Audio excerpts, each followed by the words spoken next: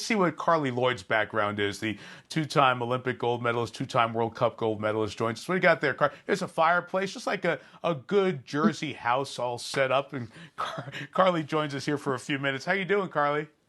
I'm good. I needed the best lighting, so I don't have one of those self lighting stands. So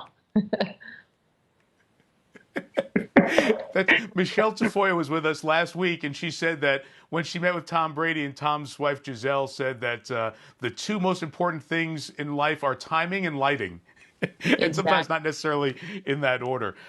I know this is the Carli, new norm. we were wondering.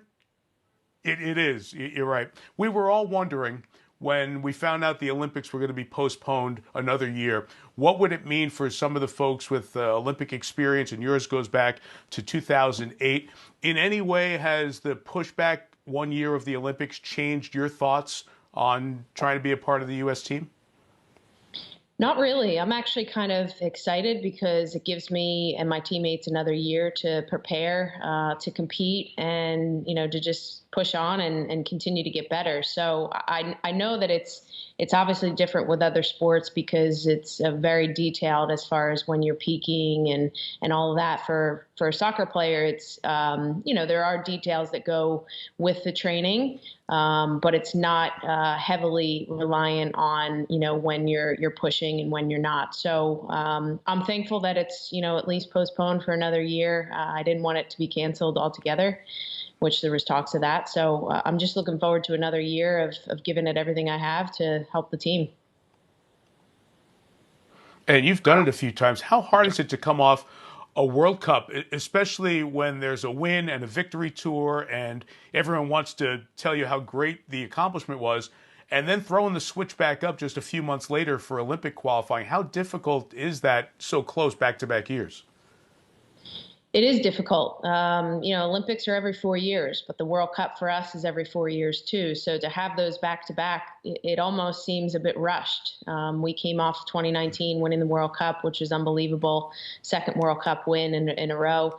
And then there's, everything that comes with it. PR, sponsorships, photo shoots, continuing to play. So the off season for me in particular, and I'm sure for some of my teammates, did feel a little bit rushed. We had to quickly turn our heads and get ready for Olympic qualifying in January, which we qualified for. So now it seems to kind of give us a little bit more time. And it is a very difficult thing to win a World Cup and go on to win an Olympics. So I think this is going to definitely give us an extra edge to bring home the gold. I listened to a podcast that you did with our mutual friend, your former teammate, Julie Foudy, and you discussed how unsatisfying, I guess would be the best word, the experience was of this past World Cup for you in the role as a sub. Where's your head right now, just in terms of your ability at this point in your career to still be a significant and really impactful member of the U.S. women's national team?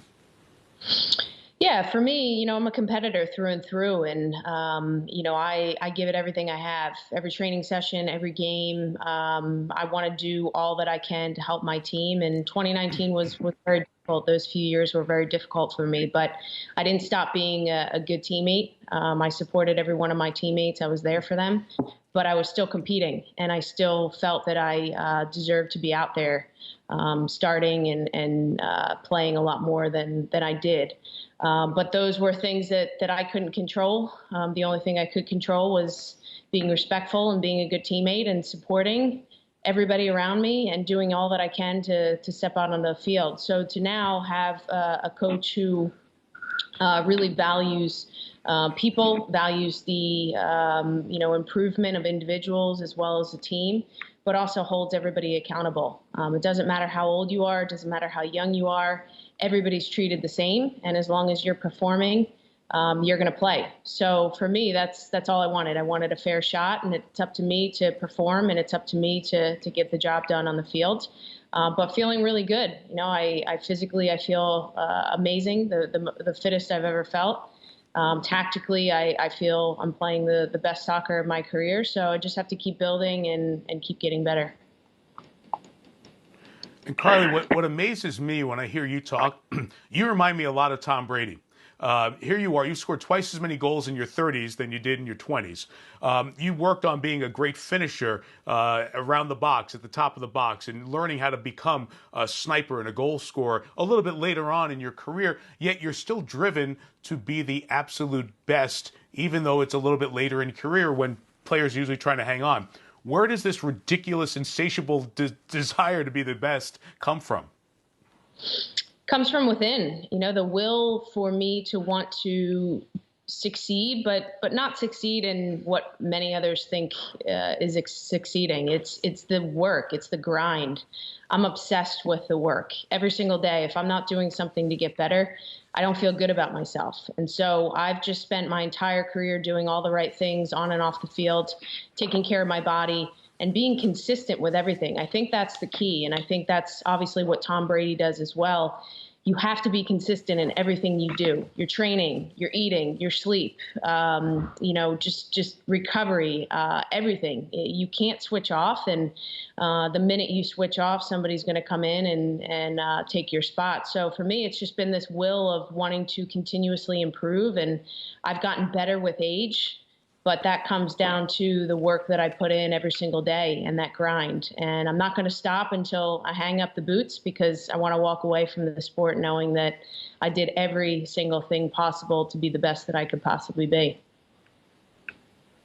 And I only have 30 seconds left, but you do, when you do hang up the soccer boots, want to try your hand at field goal kicking, right? We'll see. I always like a challenge. We'll see what happens. I got another year at least of soccer, and then, anything's possible for sure.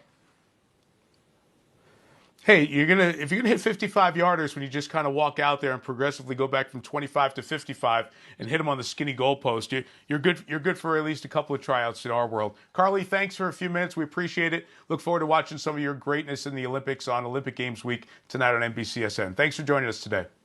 Thank you. Take care.